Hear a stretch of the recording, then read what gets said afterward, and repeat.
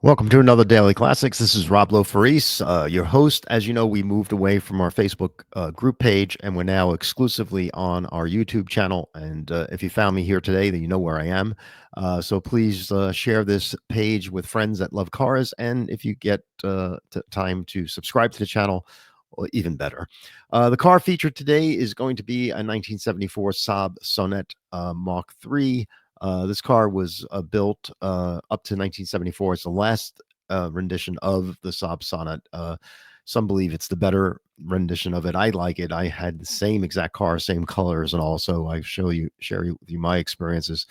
He's asking $14,000. I bought mine in 2011. I paid like $6,000 for it.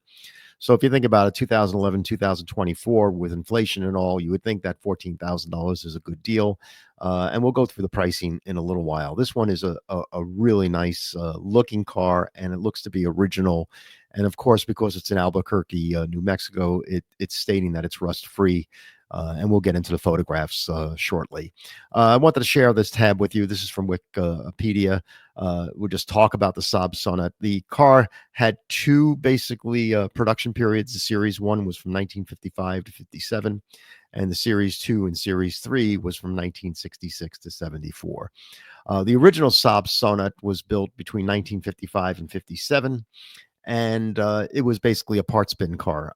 They took components from the Saab 9.3, 9.5, and 9.6. The first prototype was a two-seat open top car, which is kind of cool looking. And there it is right there. This was during the times Lotus was building their Sprees and also the Ropers and things like that. So, a fiberglass bodied car with a solid monocoque that was basically tucked in with this one is a front engine, front wheel drive car, which is unique in itself for a race type car. Where, of course, the Spiders and the Porsches at the time were rear wheel drive, but a good looking car, the Saab Sonett 1. I don't think they made many of those.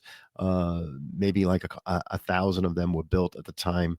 I have never seen one, but I never really hunt these things out as much as other people might on this channel.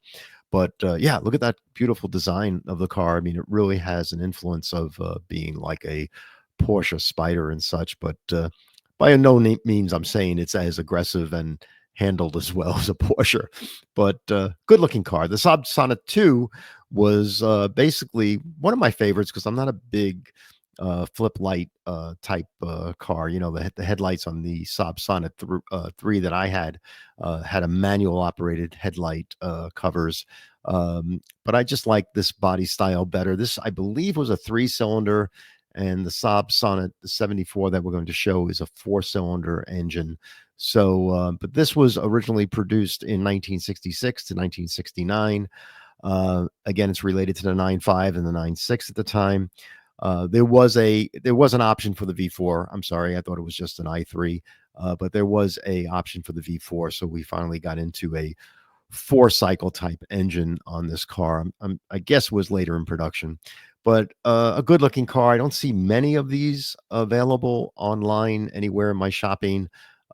And to be honest with you, I'm really not looking for many of these Saab Sonnets, but I do like the Saab Sonnet 3, which is the one that I had, built from 1970 to 74. Car has a really nice look to it, a little bit more modern look. The interior and cockpit is really pretty, definitely more modern. The car actually rides really nice. It's scary because the whole monocoque is basically fiberglass, so you're sitting on a fiberglass tub, and you do have a steel roll bar behind your head. But if you get hit by a dog on the highway on the side door, it's not a good thing. I think you can survive a motorcycle wreck easier than you can survive in a Saab Sonnet. So the safety wasn't really a big deal, but it did have something really cool called a freewheel option.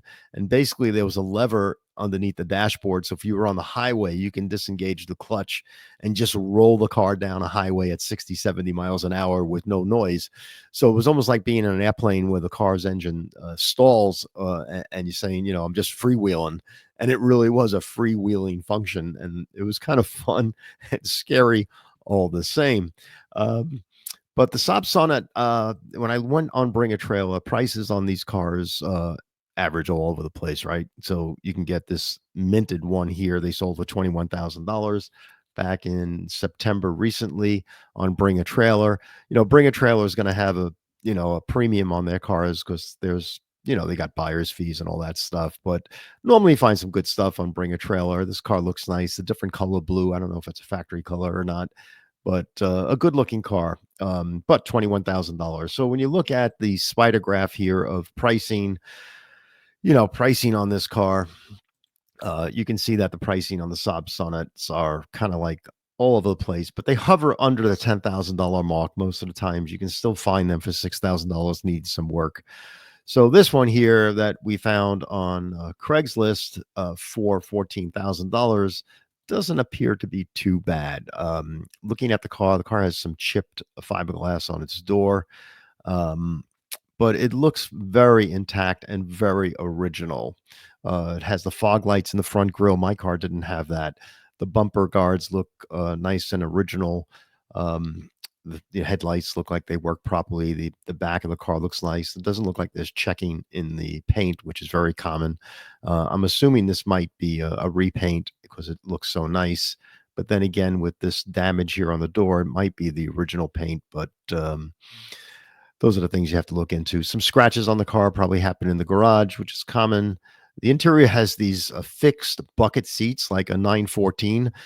The driver's seat moves, but the passenger seat, I think, stays the same.